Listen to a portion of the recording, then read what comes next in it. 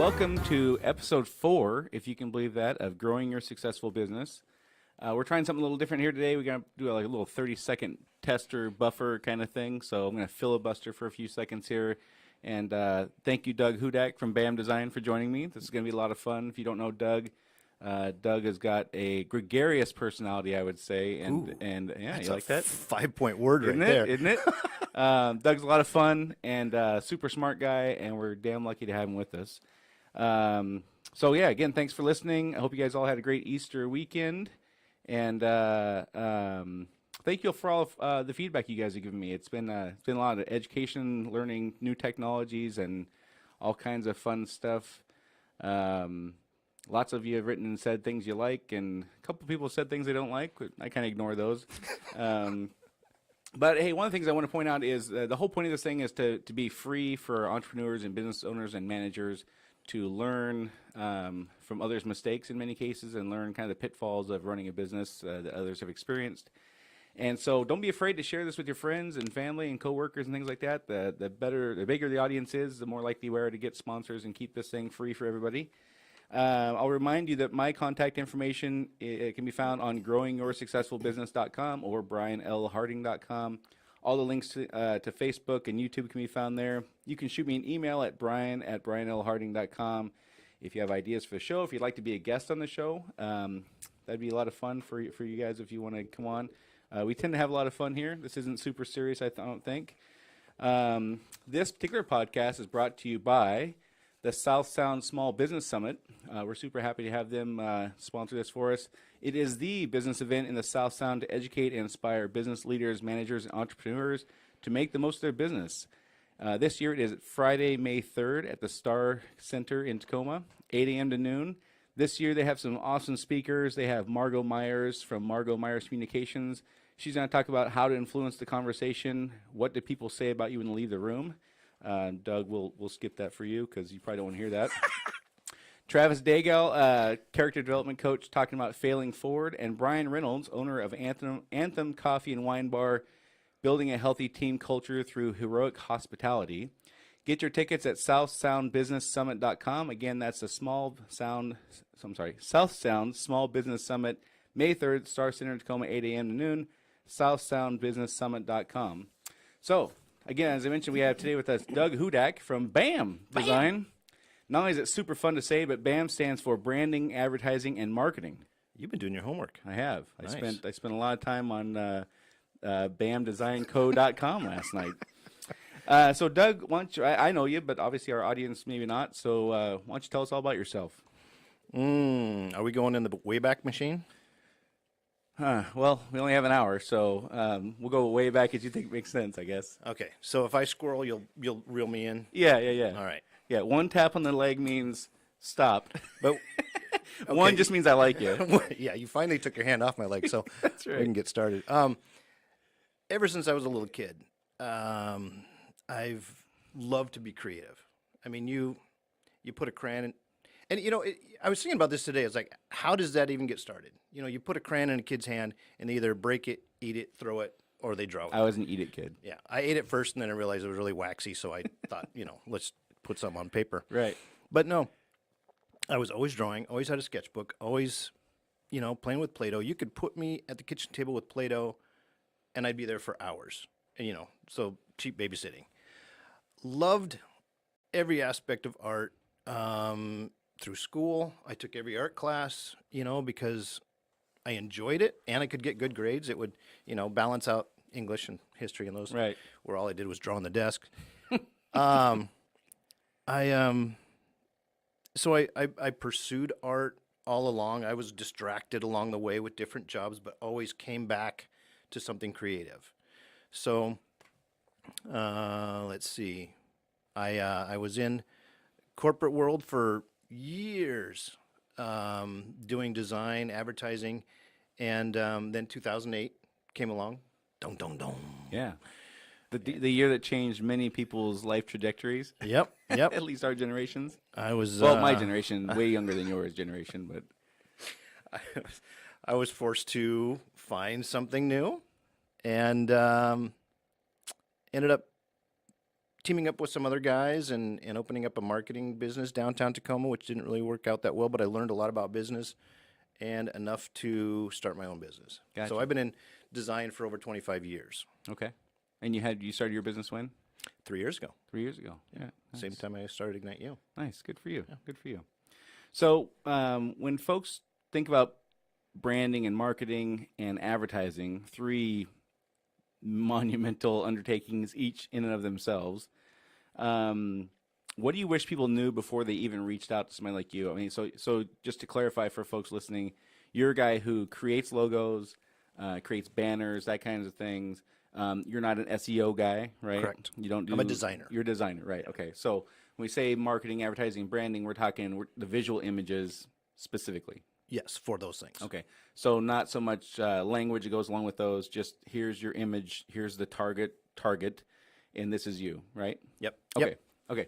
So when people are looking at creating an image or an icon that would represent them, what do you wish that they would do or know before they even pick up the phone and call you? So the absolute worst scenario for me would be someone who says, I want you to create me something and I have no idea what I want, but I'll know it when I see it. Right. Which, by the way, for most of us who are not creative crayon drawing, people into our 40s and maybe 50s for you now, I don't know, that's kind of the norm for us. Right? We know what we like when we see it, but to sit down and pencil out, if we could do it ourselves, why would we call you, right? Well, but that would be the most expensive way to go. Okay. For a customer. Gotcha. Okay. Because that's going to take a lot of time and a lot of how's this? How's Right. this? So what someone can do is a little bit of research on their own. If they can come to me with at least some examples of what they like. It's like, I saw this logo or I saw this advertisement. You know, I like this about this or this about this. Right. But I mean, another thing that I do that kind of keeps that from happening is a sit down. If I have a sit down with you and we talk and we just talk about your business and who your target audience is and, you know, the demographic and all this stuff. Out of the conversation, I can usually get enough information that I have an idea already in my head that I'm pretty sure you will like. Right. But if you know, 8 times out of 10, I'm pretty close. And it doesn't take a whole lot to steer it in the right direction, you know, chisel it down to a masterpiece. Gotcha. So folks need to then, you know, take a few minutes and kind of just look around and see what they've seen that they like. Stay away from things that clearly, obviously, they don't like. What about colors and all that kind? Well, we get more of that stuff later on. When you're picking an image, one of the things, especially now with technology the way it is, if you want to use Apple, you know, for anything online versus Google versus YouTube versus Facebook, each one has their own requirements for format, size, and shape, and all that kind of stuff. For somebody just starting out nowadays, what would you recommend they do to kind of figure that whole realm out? That can be tough because if you have a logo that is long, you know, it's not a circle or a square, you know, but it's a longer logo, it's not going to really fit in, you know, like a Facebook circle image that you need. Right. So that's where you might need someone to alter your logo a little bit, you know, stack it instead of making it long landscape, or take a piece of your logo and isolate it and make it so that it can fit. So it might not, you know, it depends on your logo, what you're going to do. But, you know, you're talking about different file types. Right. You know, and you could go down the PNG, the TIFF, the JPEG, the, you know, EPS, all that stuff. You just lost half the audience, by the way. Nerd out. So yeah, so a PNG, a TIFF, a what? A JPEG, A and EPS. You got All right. vector and raster, and yeah. Yeah, okay, Anyway, yeah. but usually a JPEG. You can See you all next week. What do those things mean? What's a JPEG versus an IPEG and all that kind of stuff? You say an IPEG? Yeah, We just came up with a new file format. that's right. You're gonna make millions. I'm gonna make billions. The main thing is vector versus raster, and that's like a photo versus a piece of art. Okay.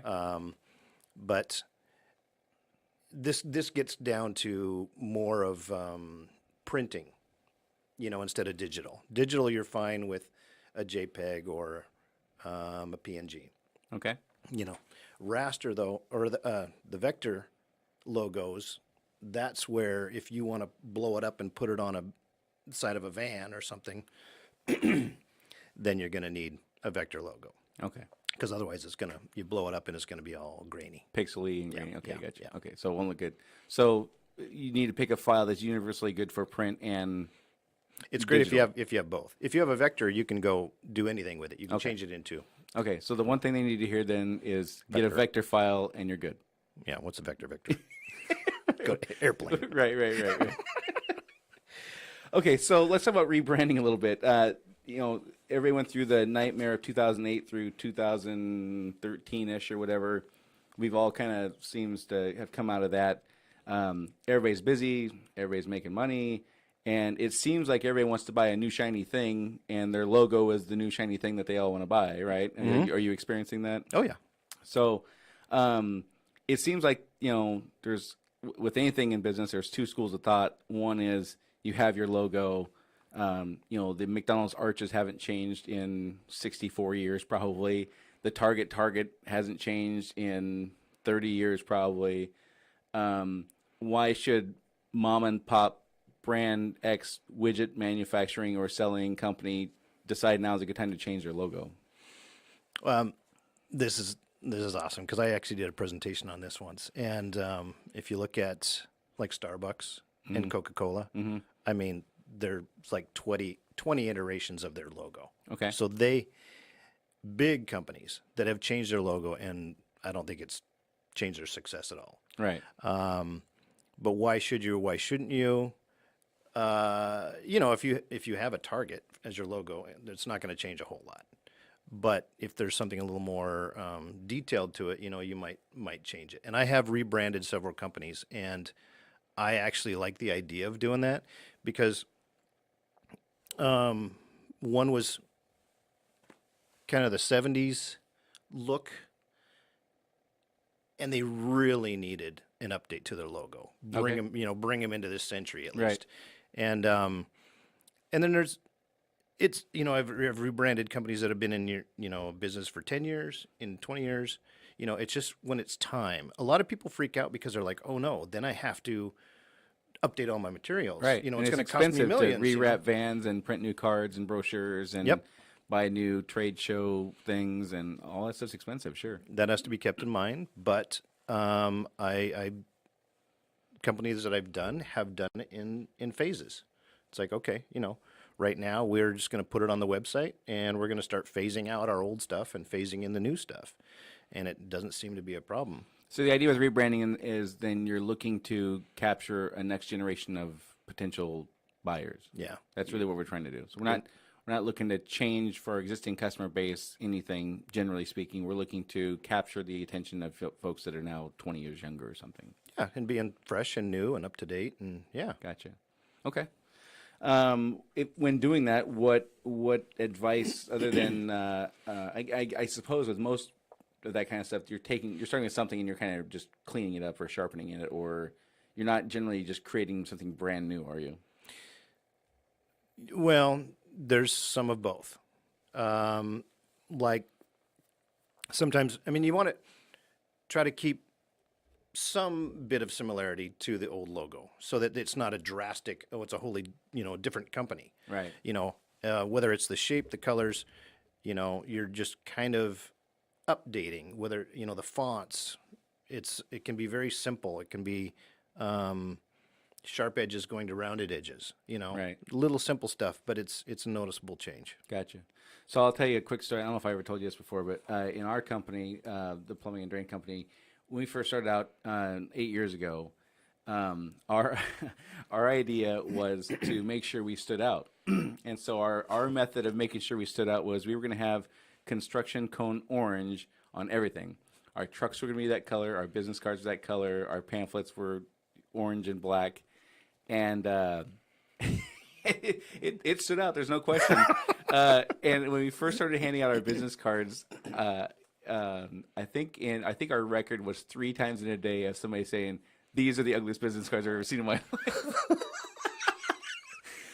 But so we never actually got as far as painting a van or wrapping it in the orange. They were just white to start.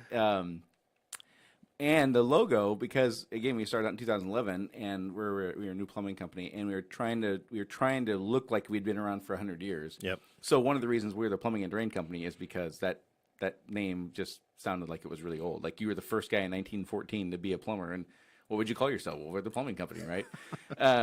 So that was part of it. But our logo, and I have to take all the blame for this. Again, I was trying to think of something. Okay, what was 100 years ago? What were people infatuated with? And for some reason, movie theater stuck in my head. And so our logo, what was intended to look like an old timey movie ticket. Oh, So, which now I look at it, it looks like a modern raffle ticket. The shape with the corners in the just whatever. So it wasn't very many months in when we realized that I was not a marketing and design genius, and we had to get some professional help. And we sent our stuff off. So there are times where you just need to start from square one, and in our case was certainly one of those where the logo we have now is nothing like it was then. Obviously, we have very northwesty colors and all that kind of stuff. So anyhow, but are you able to coach people through that and say, hey, this looks like a train wreck? You've got to just, or do you just stay away from them because you don't want to hurt their feelings and you're telling them their baby is ugly if you do that kind of thing? again, both. Yeah. Okay. But yes, I do coach people. And of course you're going to get all kinds of feedback from that. There's some customers that just have a vision in their head, and that's where they want you to go. You can try to coax them a direction, but they're like, nope, I want this. Right. And and that at that point, it's a bummer because I'm just getting paid then. I'm not doing really what I should be doing. I'm Right. just creating what's in their head. Right. And whether it's good or bad for them, I don't know. So, I do you, try. You do the best you can, I but do the you're best I limited can. by how much input they'll take. And Initially they're writing the check, and so it's like, okay, yeah, well, okay, yeah. If you want orange, then orange it is. here's your orange raffle ticket. That's right, exactly. So let's talk about colors. So I worked for a very large national company who went through a rebranding process, and then moved to a different company the next year who also went through a rebranding process. These are all over a decade ago now. The first company said, and these all have very expensive marketing firms that they hire that are, theoretically smart about this kind of thing. And they were both hung up on on colors. The first company said, you absolutely have to use blue. It can't be red. And so they rebranded it, and all their trucks are blue. The next company said, it absolutely has to be red. You can't use blue. And they rebranded every one of their trucks in red. Is this all just BS? Are they just marketing folks who are, they're trying to hammer checks for millions of dollars by saying that they're experts on how the human psyche reacts to colors? Or is there really something to that? There's something to it, but I don't get hung up on it because, yeah, I mean, there's color theory for everything. I mean, what you should use in restaurants, what makes you hungry, what makes you anxious, what makes you passionate. There's all kinds of colors you can use, but if it's said that pink is supposed to be the best color for you, you're going to have your pink, plumbing and draining company logo. I don't know. It just might, it could work great. You never know. It could be the best thing in the world, but you have to feel good about it. And when I go about doing a logo for someone, I do the research and see what's being done already, internationally, and then locally who their competition is. And then I want them to stand out and be recognizable, but not, blah in your face. Right. You know, like you just threw up something on the, and gave it to them.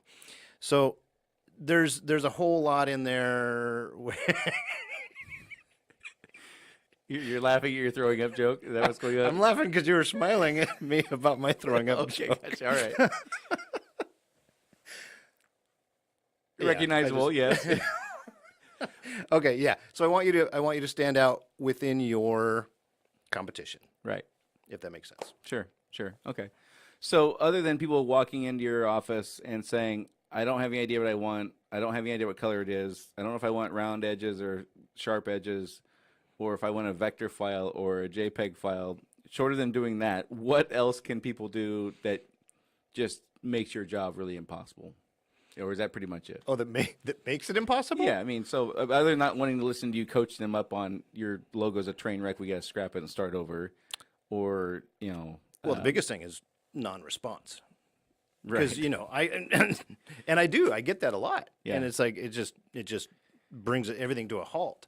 I like to keep moving and get Yeah. things rolling, get things done for people. Right. So It's amazing how many businesses stay in business without communicating, without answering the phone, the voicemail's calling back. full. I could do 3 hours on just experiences I have had in the last month, probably, of companies that I literally leave their parking lot and I go, how the hell are you still in business? Anyhow, I don't want to get sidetracked on that. So not responding is a problem. Not responding. Not like I said, being so tunnel vision that you don't take any advice from someone who's been around for a while. Right. And they're just like, nope, this is the way I want it, because, somebody might know a little something. Right. And then,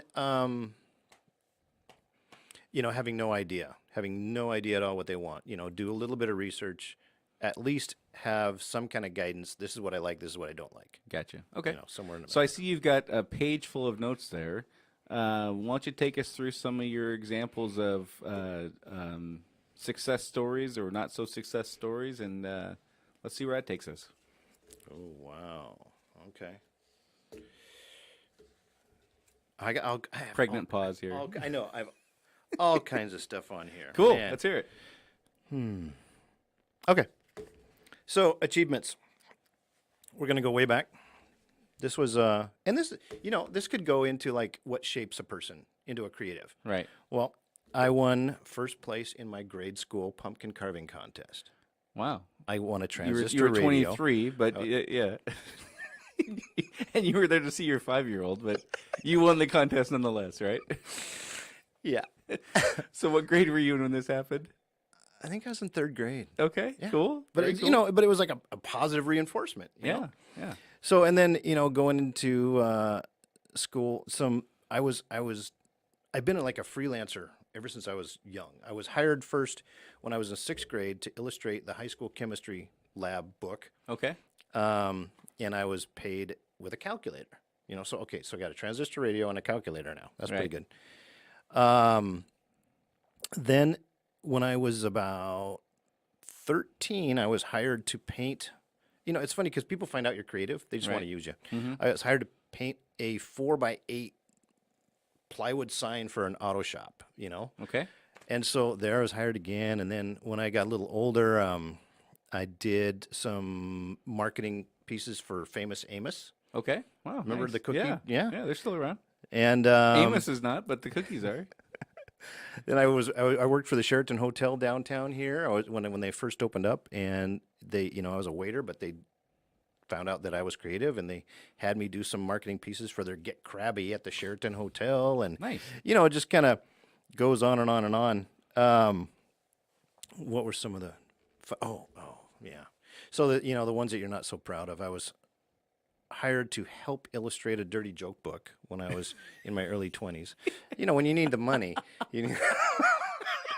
At least it wasn't like the cover of a porn magazine or something like that. It was just a dirty joke book, right? Right. They're illustrations. They're cute. Do you have any of those left? I have. You I have to have one. saved them. Of I course have you did. one. Yeah. I thumbed through it the other day. I was like, That's "Oh, funny. Yeah. But then, like, I moved to Hawaii when I was in my early 20s, and I was working in a restaurant. Mm-hmm. But again, people found out you're creative, and I was So I had my parents, they gave me an airbrush and a compressor for graduation, high school. Had them ship it over.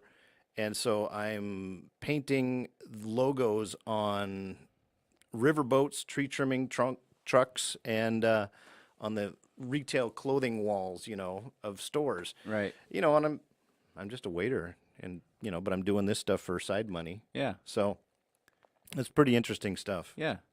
Yeah. How about and for those listening, I did ask. One of the hardest things of having somebody on here is getting them to brag about themselves a little bit. I didn't realize you'd go back to third grade, but I'm glad that you took me seriously when I said, "Please come in and brag yourself." Because one of the things that for folks who come on, they're giving advice to the audience, and the audience can oftentimes find themselves saying, "Well, what the heck does this person know about it?" And so I do ask folks to come in and share some accolades they've won or awards or whatever. That way you know that they're not just people I picked up off the side of the street panhandling and then asked them to come in and talk about legal and banking and marketing and stuff like that. So there is a method to my madness here anyway. How about some successes with businesses you worked with? Do you have any examples of that, of folks that you just nailed it and they nailed it and lived happily ever after, that kind of thing? Yeah. That is one of the logos that I worked on, and it's a nice pat on the back for me. It was a company that the sons took over from their dads, Right. so it was actually from like the 60s, 70s, and they hadn't updated their marketing materials, and so I had known one of the owners for quite some time, and like you're talking about, I'm seeing the business card and I just kind of cringe every time I see it, And the whole thing is like you want to be nice, but it's like, hey, is it okay if I, just kind of take a stab at your logo? Right. And he said, yeah, well, be my guest, but I've had several designers do that and we haven't liked anything they've done. Right. And so I'm like, okay, no problem. And so I thought, okay, I'll give this thing a whirl. And, I'm already like, oh, great. But I come up with this logo, and I'm thinking, it's an investment company. I think, okay, it's kind of corporate, kind of, real professional. And I come up with this icon, this logo for them, and I send it over, and I'm just like, kind of, oh, shoot, what's going to happen? And I get the email back, and he's like, dude, you nailed it. Wow. And I was just like, wow. Yeah, nice. This is awesome. And so, so then they wanted business cards and they wanted, some marketing materials and they want, all that kind of stuff. I was like, okay, so this is awesome. So Right. yeah, I did another one where I started working for a company and they, as a designer, and they didn't want to do anything with their logo. I kind of actually, they needed something done with their logo, but I gave them some suggestions. They're like, no, we're not ready for that yet.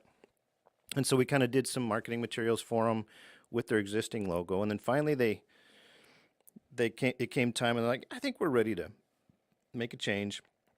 And so they wanted, something Fortune 500 looking. And so there was a lot of research that went into that. And again, it was sticking to something that was close to what they had, but really improving it. Right. And we went through several iterations and nothing was quite clicking.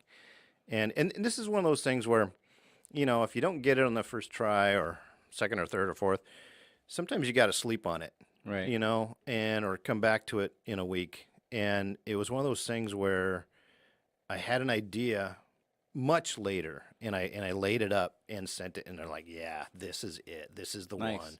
And so then again, now it's been used on advertisements, marketing materials, trade shows, all kinds of stuff. Cool.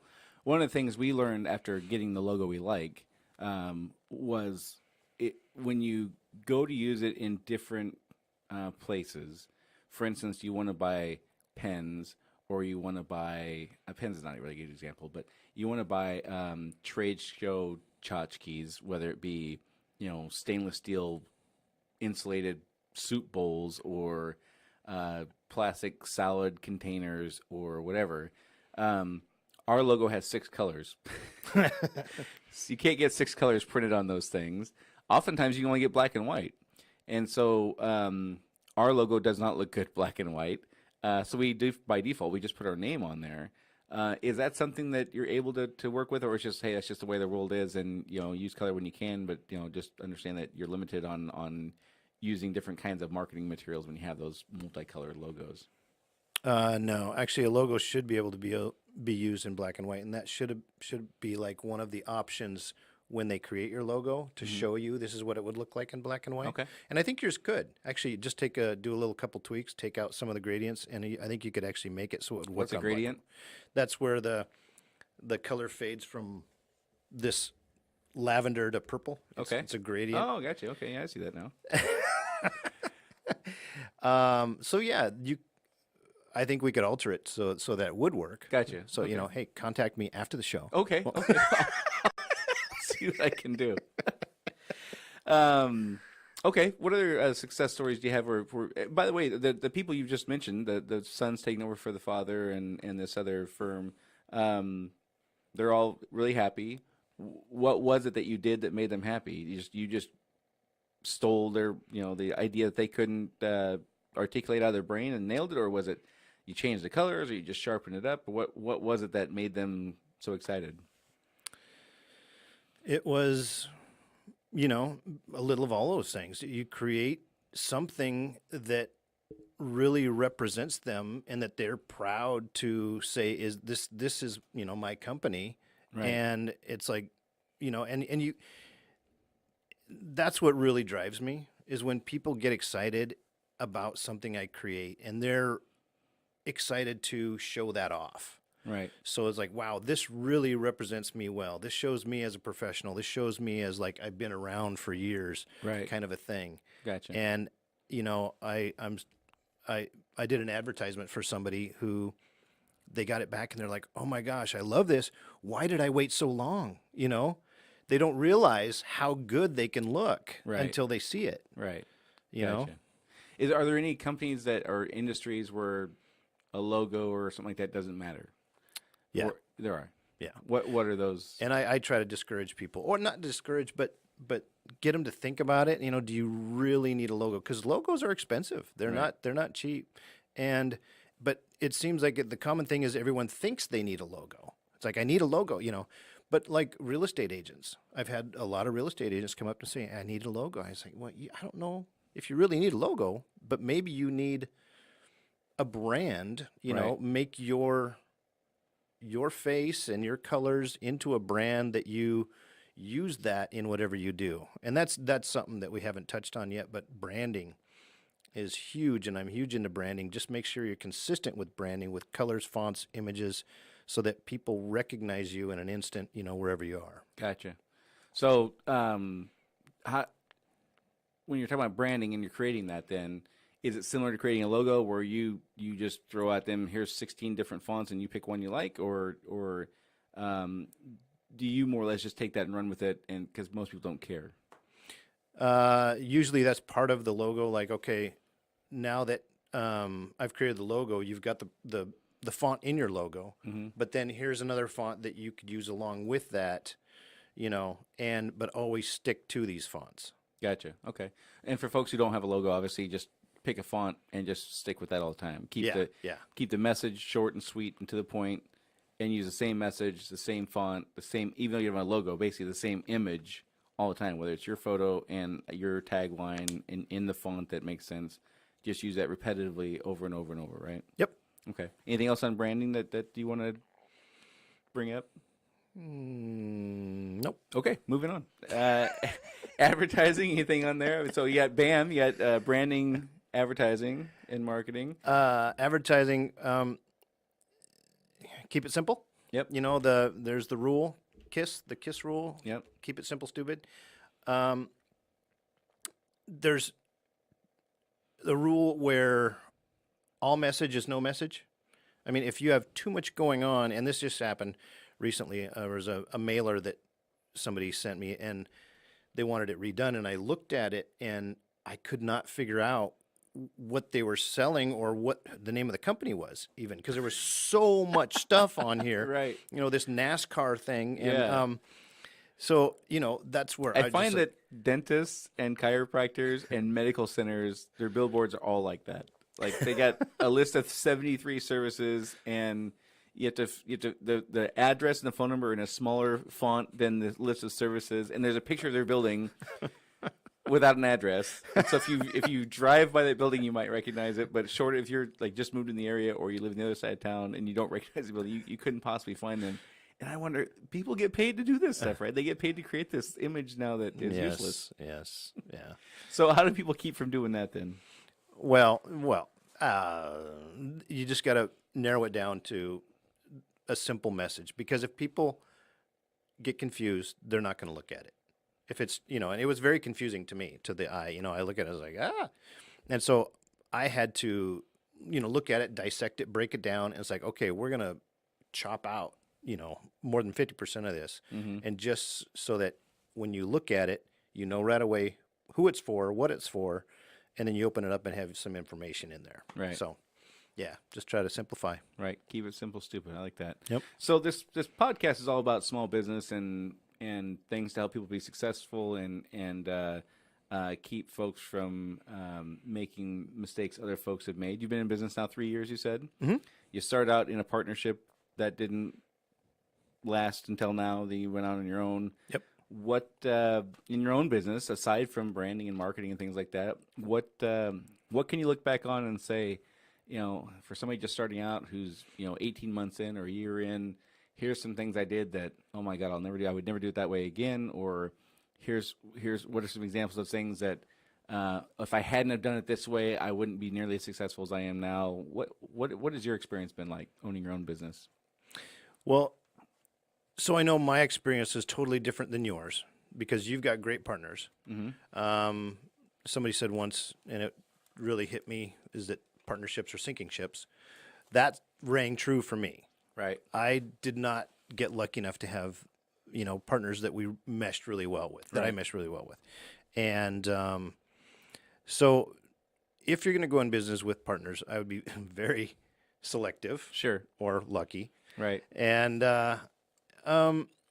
what else? Like, but the great thing, you know, the silver lining of what I went through was it taught me some business, taught me some, you know, things about business where I could actually run my own business. Because at the time I was the only one that didn't have any business experience because I've always been the guy just creating stuff. Right. I never had to really run the business. And so going through that, I learned some things and was able to do it on my own, which has been great. But if you don't have that experience, I would say find a mentor.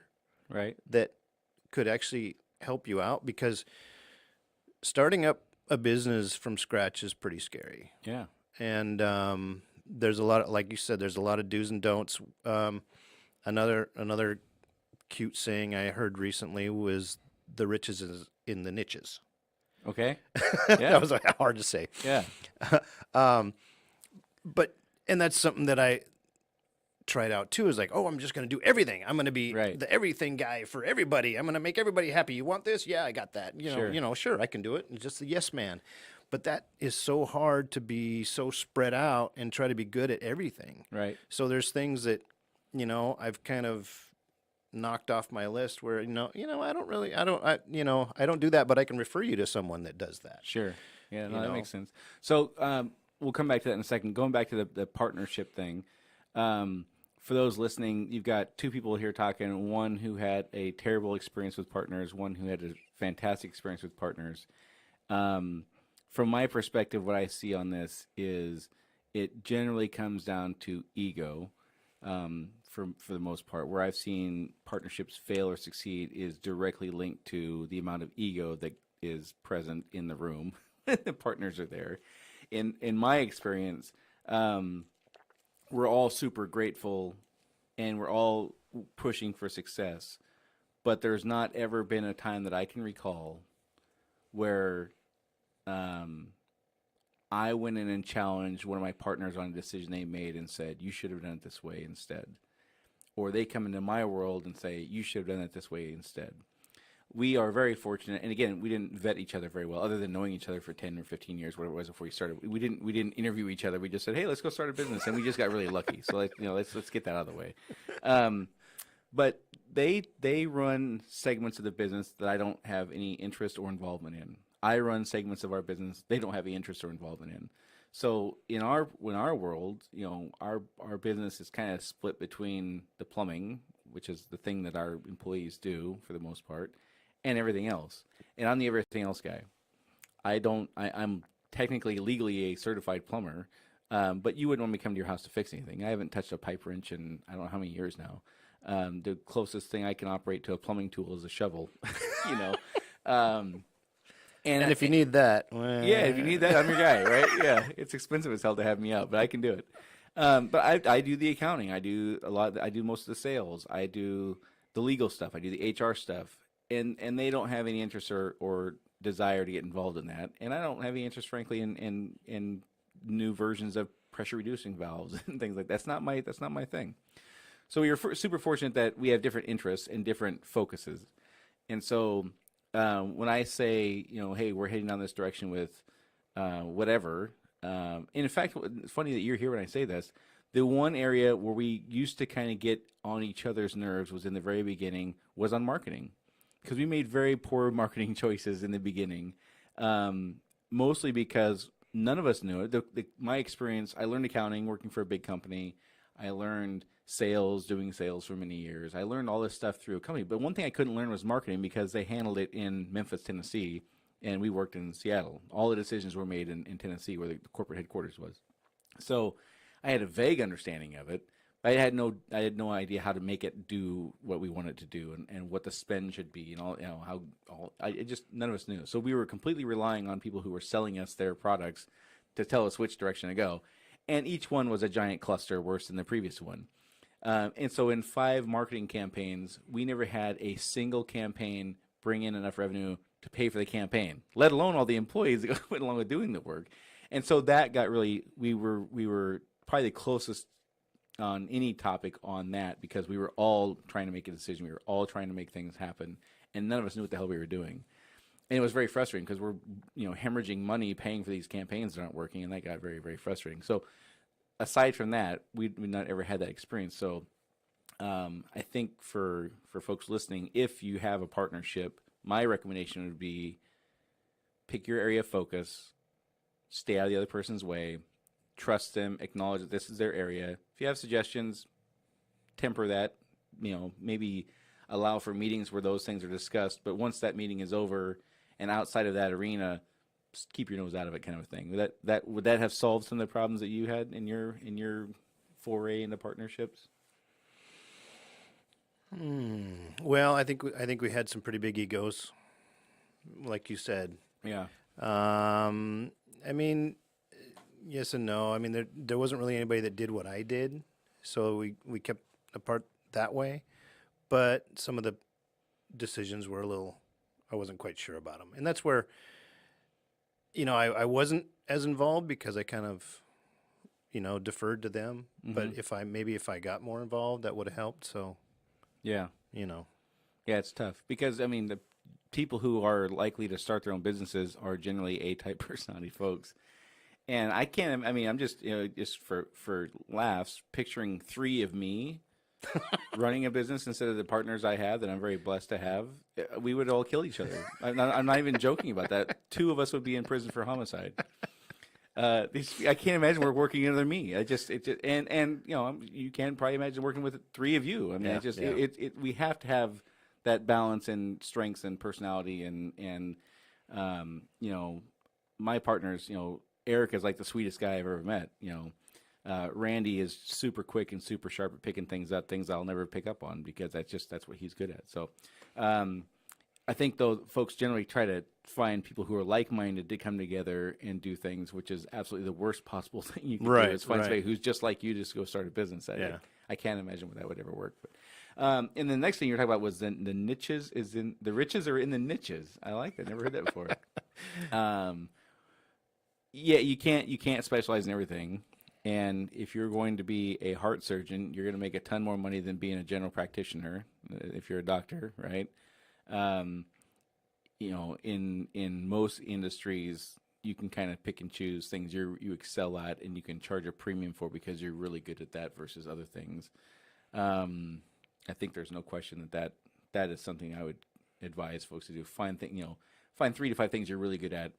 Stick with those 3 to 5 things. And if those 3 to 5 things don't have a big enough market to pay for it, then become really good at something else then maybe, or charge a lot more money because you're dealing with neurosurgeons who have specific needs that you can sell one a month and make $1 million or something like that. But it might be a necessity when you're starting out to try everything out, Sure, to get to those niches. Yeah, of course. Yeah, no, absolutely. You don't know what you're good at until you try it, for sure. Right. And if you started out a business saying I'm only going to work with real estate agents, or I'm only going to work, well, like so that's probably not going to. But once it shouldn't take you decades to figure out what you're good at. No. You should know within a few months or years what you're good at. Exactly. What other things have you had experience in that you would either chalk up as a success or chalk up as a learning lesson that you could pass along? Well, like some of the things I don't do. I don't do any kind of web programming. I just, it's just really not my side of the brain. I tried, I took classes in it and found that, okay, I'm a creative. I'm not a programmer. Right. So I don't create websites. I mean, I will design websites, and I've done it before where I will lay out the whole look and feel of a website, but then I turn it over to somebody else to program. Right. So I am not a accountant. Right. That was the first thing I did was get a bookkeeper who just helps me out monthly, once a month, reconciling. I do all the invoices and stuff, but I just do not like QuickBooks. Shocking. A creative type would not want to be a bean counter on the side. Yeah.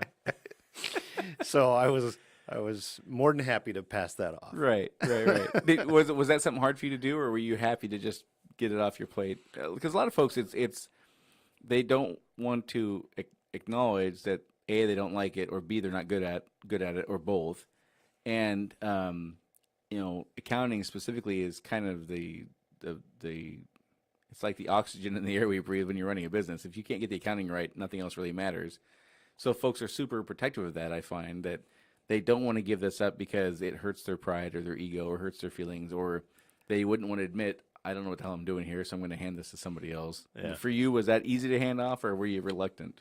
Well, again, starting out, you have to do everything yourself. Yep. So I was learning it, and I was like, okay, I'm doing it, but I really don't enjoy it, and it's not like something that comes easy to me. Mm-hmm. So we actually had a friend who was a bookkeeper, and she said, hey, I can do this, once a month if you do the invoicing, and all that, then it's real easy for me to come in and just make sure that you're on track for the year. And it's like, yes. Here. Right. Yeah. Please take this. Yeah. So no, it wasn't hard to hand off at all. So recognizing your limitations, much in the way I learned that I'm not a design person who can create logos and put in nice colors and things like that. Handing off something you weren't good at and didn't like, pretty easy decision for you. Yep. What can you look back and say, man, if I could do anything over again, I would definitely not do this the way I did it, besides the partnership thing? Well, there's nothing. I love what I do in my business. I really enjoy it. So I can't think of one thing right now in my business that I would change. I mean, if I was going to go back. Right. Yeah. I don't mean where you're at today. I mean, yeah, something you did maybe 6 months in, or 1 month in, or 18 months in, where you go, geez, if I had to do it over again, I wouldn't do that. Well, I mean, what I'm going back to is like a corporate job. Right. I was kind of stuck. It's like, okay, it was easy. Right. And then I'm stuck in this thing. This was the waiter position in Hawaii? No, this was, that was actually pretty cool. So yeah, sorry, I interrupted you. So your corporate job, you're stuck. Yeah, I'm commuting, but I've got 401k, and I've got vacation, I've got sick leave. Right. We'll just keep going year after year after year. Mm-hmm. But it takes something like 2008 to throw you out on your butt, and you got to start new. Right. It was probably the best thing that could have happened to me. So,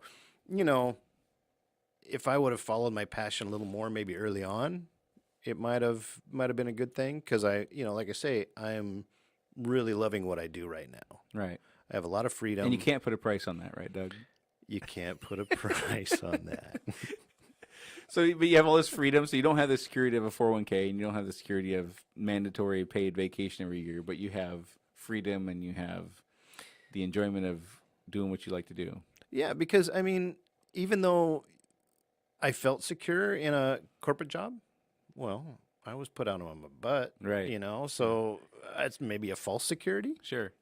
Yeah, I think that that's true. I think all those things are false securities that it feels good until it doesn't feel good. By then it's too late. Yeah, yeah. So aside from handing off things you don't like and you weren't good at, any other advice you would give folks that are, so you're 3 years in, what advice would you give to somebody who's 6 months in or 3 months in or something like that? And you're talking about in general, or Yeah. I mean, not another design person necessarily, but somebody who's left the quote unquote security of a corporate gig is branching on their own, and maybe they've hit that point 3 to 6 months in where they're going, what the hell was I thinking? This was the stupidest thing I ever did. It's just not coming together the way I thought it would, which, at least for me, that didn't take 3 months for that to happen. It happened pretty quickly on. Yeah. But I hear that over and over from folks that they hit that first wall where they really go, man, this might have been a big mistake. What would you say to folks that are kind of in that spot? The way I think about things is it's kind of the go big or go home. Mm-hmm. You really have to put everything that you can into your business. I'm always trying to figure out ways to market myself and be seen and, get good feedback from people. And, I'm always coming up with more, and this is me, I'm always coming up with more materials and things that I can do to show off my business. Right. How that relates to other businesses, I'm not sure, but, you can't put up a sign, on a retail shop and then sit and twiddle your thumbs and wait for customers to show up. Yeah, those You days know are what I over. mean? Yeah. You really got to get out there and hustle and get in front of people. And, and because I don't do any advertising, I'm all word of mouth. And you guys are pretty much the same. Right. You got to get out in front of people and do a good job, good customer service, Mm-hmm. and get that word of mouth. Right. Gotcha.